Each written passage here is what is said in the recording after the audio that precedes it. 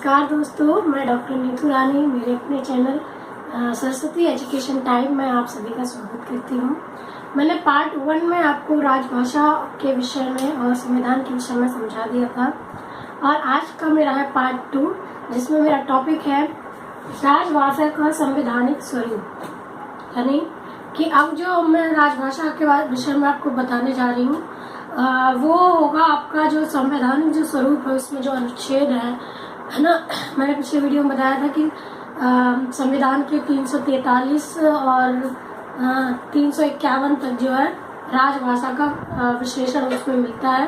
तो आज हम क्रमबद्ध उनका विवरण यहाँ प्रस्तुत करेंगे, उसको क्रमवार जो है अनुच्छेद वाइज उसको समझाते हुए चलेंगे। लेकिन उससे पहले हम राजभाषा के बारे में थोड़ा सा और पूर्व पीठिका के रूप में देख लेते हैं। तो आज का मेरा टॉपिक है राजभाषा का संवैधानिक स्वरूप पार्ट 2।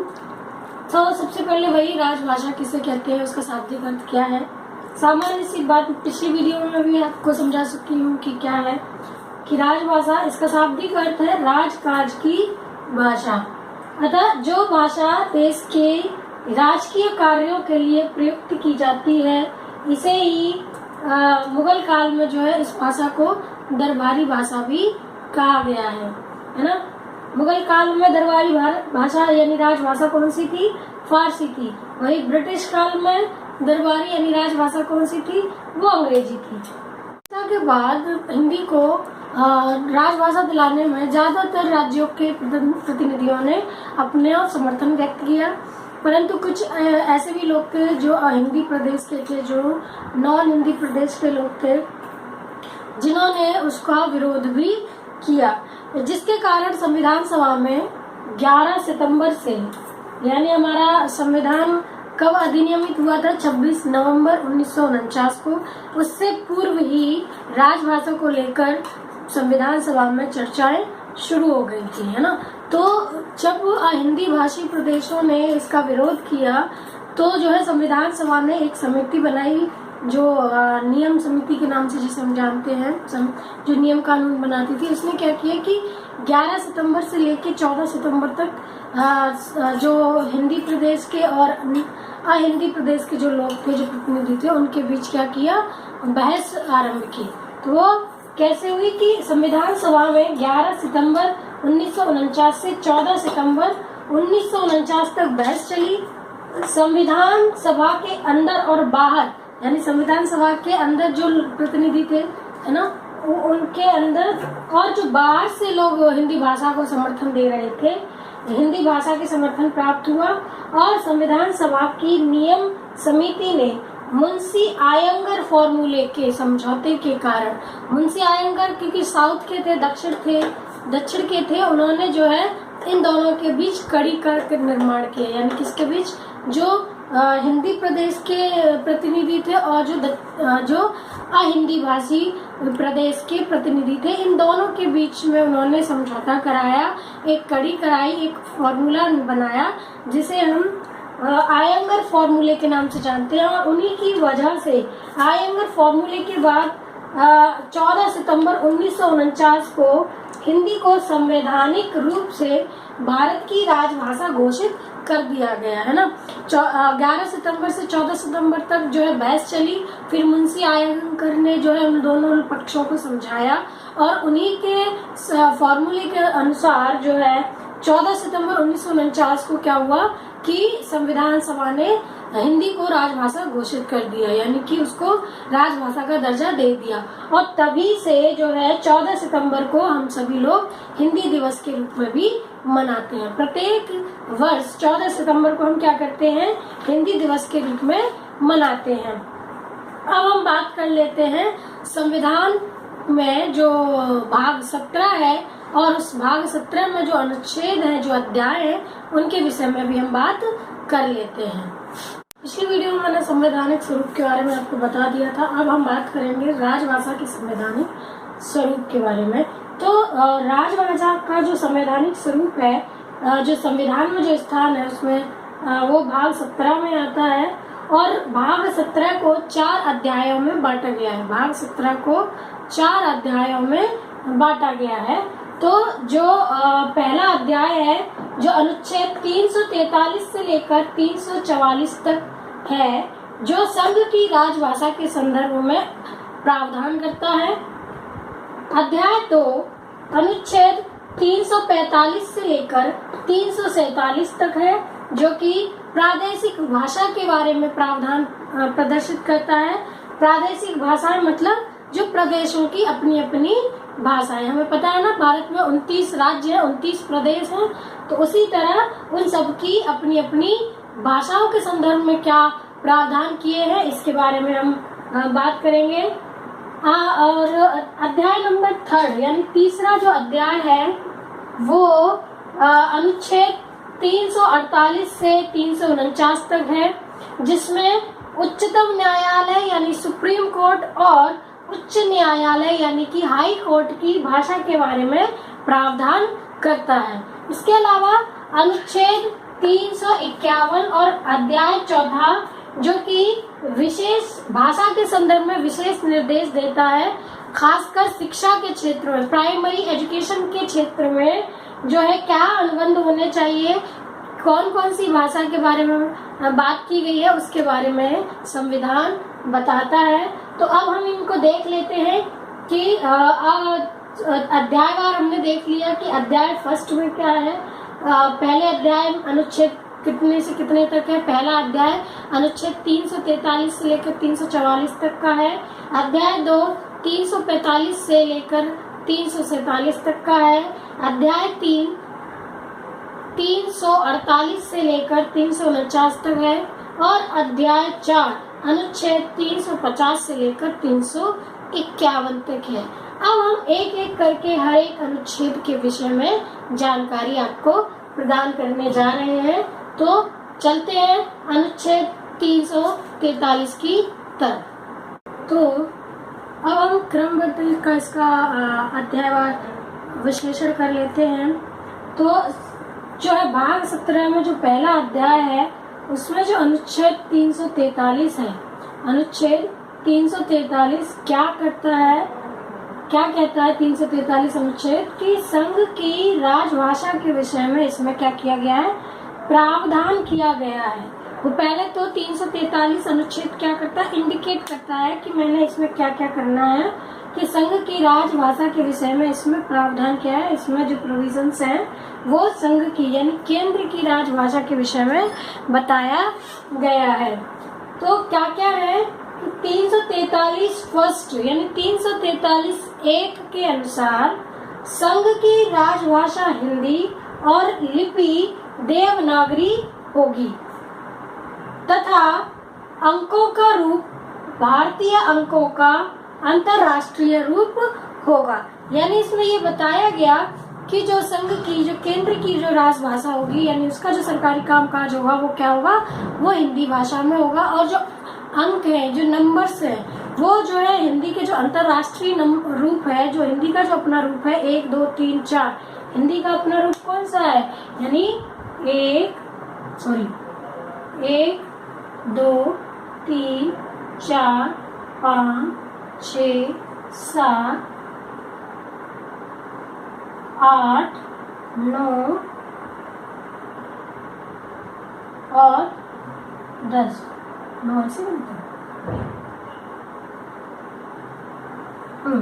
तो ये जो नंबर होते थे ये भारतीय अंकों के नाम से जाने जाते हैं और इनका जो इन्हीं की तरह जो बनता है वो अंतरराष्ट्रीय रूप कौन सा है, भारतीय। ये तो है भारतीय अंक, है ना, ये है भारतीय अंक। और अंतरराष्ट्रीय अंक कौन से हैं, 1 2 3 4 5 6 7 8 9 एंड 10।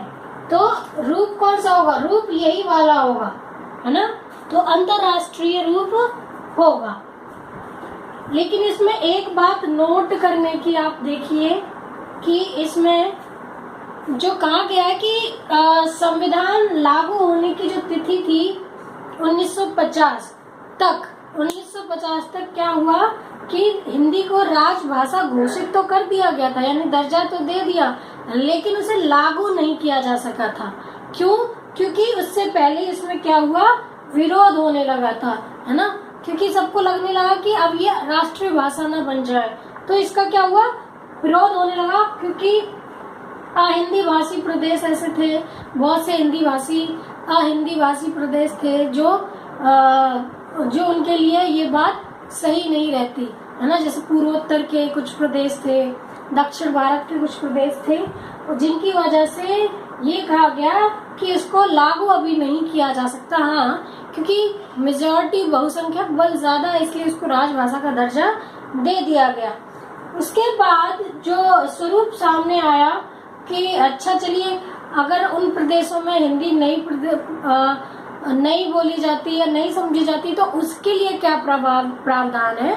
तो उन्होंने क्या किया, जो समिति थी, तो उन्होंने 343 अनुच्छेद 343(2) का भी उल्लेख किया है। और अनुच्छेद 343(2) क्या कहता है कि इस संविधान के प्रारंभ से, यानी कि 1950 से, 26 जनवरी 1950 से, यानी कि जो संविधान अब लागू हो रहा है 1950 से, इस संविधान के प्रारंभ से यानी कि आरंभ से 15 वर्षों तक 26 जनवरी 1965 तक सभी शासकीय प्रयोजनों के लिए अंग्रेजी भाषा का प्रयोग किया जाता रहेगा। यानी जब तक हिंदी पूरे देश में बोली समझी पढ़ी नहीं जाती, तब तक जो है अंग्रेजी भाषा को हिंदी के साथ साथ चलते रहना होगा, है ना। एक सीमा रेखा तैयार कर दी। यहीं पर जो गड़बड़ की, है ना, अगर पहले ही अनुच्छेद में उन्हें ये कह दिया जाता कि हिंदी ही राजभाषा होगी और अंग्रेजी का यदि पहले ही निराकार कर देते तो आज ये सारा झंझट ही नहीं होता। लेकिन क्या किया कि हिंदी प्रदेशों को शांत रखने के लिए या उनको तब कुछ देर के लिए सोचा कि चलो 15 वर्षों तक हम अंग्रेजी को चालू रखते हैं, और यदि हमें लगेगा कि हिंदी अब पूरे देश की भाषा बनती जा रही है तो हम क्या करेंगे, अंग्रेजी को हटा सकते हैं। तो इस संविधान सभा के प्रारंभ से 15 वर्षों तक अर्थात 26 जनवरी 1965 तक सभी शासकीय प्रयोजनों के लिए अंग्रेजी भाषा का प्रयोग किया जाता रहेगा। अब देखिए, नेता और जो नेताओं की समिति थी, वो लोग ऐसे ऐसे काम करते चले गए कि पहले तो उसे हिंदी को दर्जा दे दिया, साथ ही साथ अंग्रेजी का जो मोह था उसको भी वो त्याग नहीं सके। अगला जो वो उसी मोह का बंधन था कि अगला जो अनुच्छेद था वो क्या कहता है, अनुच्छेद 343 कहता है कि संसद को यह अधिकार दिया गया है, किसको, संसद को यह अधिकार दिया गया है कि वह अधिनियम पारित करके 26 जनवरी 1965 के बाद भी सरकारी कामकाज में अंग्रेजी भाषा जारी रखने की व्यवस्था कर सकती है। अच्छा, हुआ क्या था कि जब संविधान को ये ताकत दे दी, है ना, संविधान को ये ताकत, संविधान ने संसद को, राष्ट्रपति को अधिनियम बनाने की क्या करती, ताकत दे दी, उन्हें ये अधिकार दे दिया कि वे अधिनियम पारित कर सकते हैं, यानी कि कोई भी अधिनियम वो ला सकते हैं जो ये भी तय कर सकते हैं कि अंग्रेजी भाषा रह सकती है और नहीं रह सकती, और अंग्रेजी रह भी सकती है। तो क्या किया कि राष्ट्रपति इस अवधि के दौरान संघ की प्रयोजनों में से किसी एक के लिए अंग्रेजी भाषा के अतिरिक्त हिंदी भाषा का और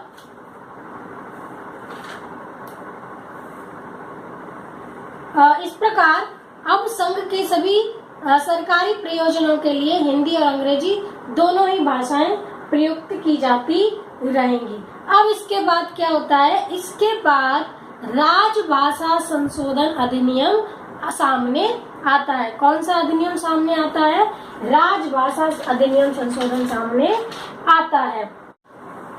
संसद ने अब क्या किया कि संसद ने इस शक्ति का प्रयोग करते हुए, यानी उसको ये अधिकार मिल गया ना कि उसके अनुच्छेद 343 के अनुसार, कि संसद ने इस शक्ति का प्रयोग करते हुए अब राजभाषा अधिनियम 1963 पारित किया, और उस अधिनियम में यह प्रावधान किया कि 26 जनवरी 1965 से ही हिंदी संघ की राजभाषा होगी, परंतु उस समय से हिंदी के अतिरिक्त अंग्रेजी भी संघ के सभी सरकारी प्रयोजनों के लिए बराबर प्रयुक्त होती रहेगी।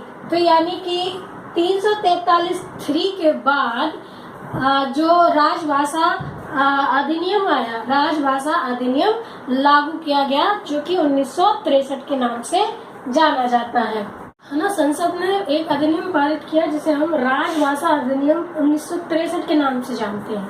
उस अधिनियम ने क्या किया कि उसने बताया कि संघ की राजभाषा हिंदी तो होगी, परंतु उस समय से, कब से, 26 जनवरी 1950 से हिंदी के अतिरिक्त यानी हिंदी के अलावा अंग्रेजी भी संघ के सभी सरकारी प्रयोजनों के लिए बराबर प्रयुक्त होती रहेगी। यानी कि ये एक तरीके से संघ की सहभाषा के रूप में हमारे सामने प्रस्तुत हो जाती है ना। तो अब संघ में क्या है, हिंदी और अंग्रेजी दोनों भाषाओं क्या है, राजभाषा के रूप में जानी जाती है। तो प्रमुख भाषा थी हिंदी और उसकी सहभाषा अंग्रेजी भी मानी जाती है। इसके बाद राजभाषा संशोधन अधिनियम भी आता है। इसके बाद जो अगला संशोधन आता है, राजभाषा संशोधन अधिनियम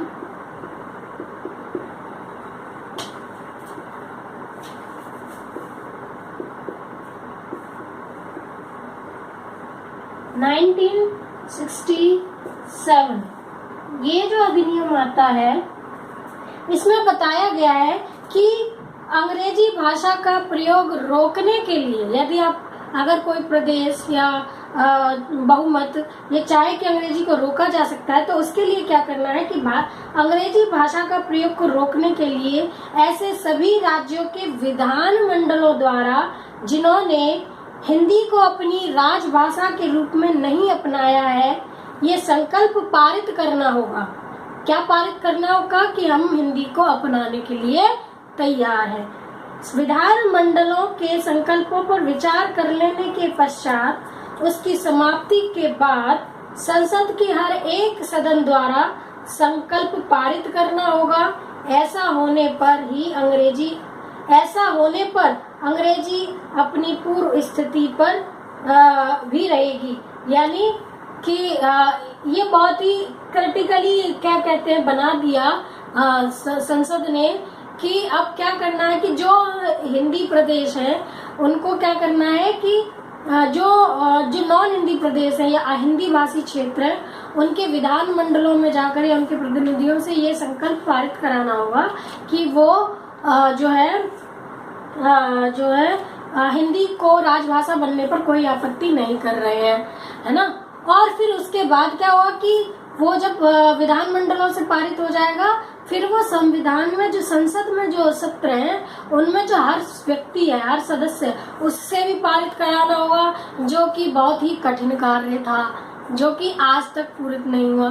तो ये कह रहे हैं कि यदि ऐसा हो जाता है तो अंग्रेजी हटेगी, और यदि ऐसा नहीं होता तो अंग्रेजी अपनी पूर्व स्थिति पर बनी रहेगी जो आज तक बनी हुई है।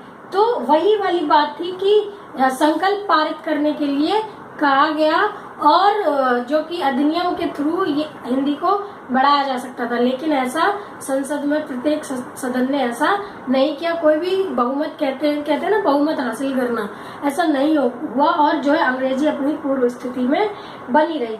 इस प्रकार अब अंग्रेजी संघ की राजभाषा के रूप में अनिश्चित काल तक के लिए रह सकती है। अब उन्होंने ये कर दिया कि राजभाषा संशोधन अधिनियम उन्होंने क्या कर दिया कि जो अंग्रेजी भाषा 15 वर्षों तक के लिए निश्चित की गई थी कि हम 15 वर्षों तक इसको और चला रहे हैं हिंदी राजभाषा के साथ साथ, फिर देखेंगे क्या करेंगे।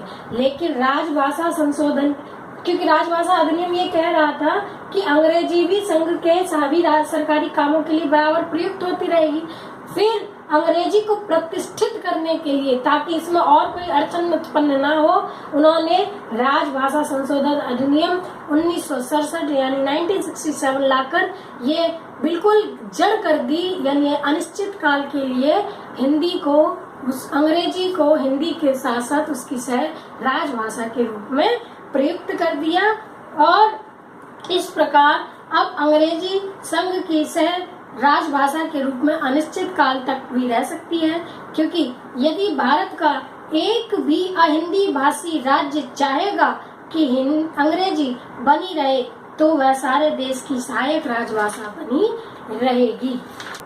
यहाँ हम देख लेते हैं 344 अनुच्छेद क्या कहता है। अनुच्छेद 344 के अनुसार राष्ट्रपति को राजभाषा के संबंध में सलाह देने के लिए एक आयोग की नियुक्ति करने का प्रावधान है।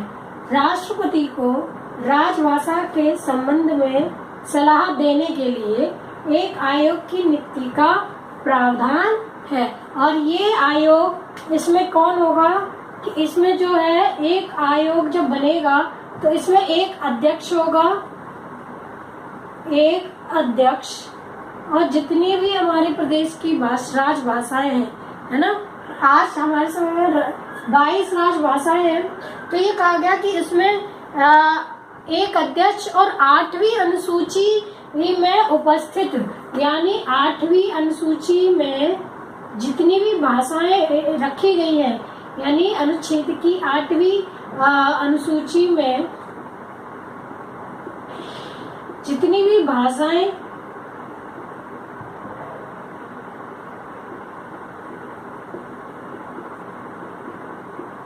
रखी गई हैं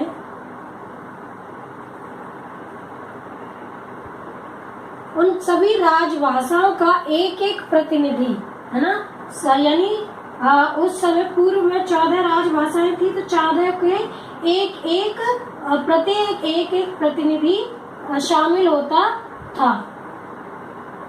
यानी जितनी भी 8वीं अनुसूची में जो राजभाषाएं हैं उनका एक एक सदस्य उसमें शामिल होता था। और आज कितनी राजभाषाएं हैं? 22, है ना। तो एक अध्यक्ष होगा और बाकी के उसके सदस्य होंगे। 8वीं अनुसूची में जो जितनी भी राजभाषाएं हैं, यानी आज हमारे पास 22 राजभाषाएं हैं तो 22 सदस्य होंगे। तो आज हमारे आयोग में कितने ये आयोग कितने मेंबरों का है? 23। और राष्ट्रपति इनका चयन करता है, राष्ट्रपति इनको नियुक्त करता है ना। तो राष्ट्रपति ने आयोग बनाया और उस आयोग में जो उस आयोग का गठन कब हुआ? राजभाषा आयोग का गठन हुआ 7 जून 1955। 7 जून 1955 में श्री बाल गंगाधर खैर की अध्यक्षता में हुआ। राजभाषा आयोग का गठन 7 जून 1955 को श्री बाल गंगाधर खैर की अध्यक्षता में हुआ था। यानी कौन है प्रथम अध्यक्ष? बाल गंगाधर खैर। और इसकी नियुक्ति जब संविधान लागू हुआ था 1950 से 5 साल के लिए हुई थी और उसके बाद से मतलब 1955 से 1960 तक हुई। उसके बाद ये प्रत्येक 10 साल बाद इसका जो है चयन होता है, उनके सदस्यों का चयन होता है। प्रारंभ में 5 साल के लिए हुआ था और बाद में 10 साल के लिए चुने जाते हैं। उसके बाद इसमें ये जो सलाह दी जाती है कि वो विभिन्न विषयों से संबंधित राष्ट्रपति को सलाह दें। कौन? ये जो 22 प्रतिनिधि और एक अध्यक्ष है वो राष्ट्रपति को राजभाषाओं से संबंधित कई प्रकार की सिफारिशें और सलाहें इस आयोग के जरिए वो दे सकता है। तो आज के लिए बस इतना ही।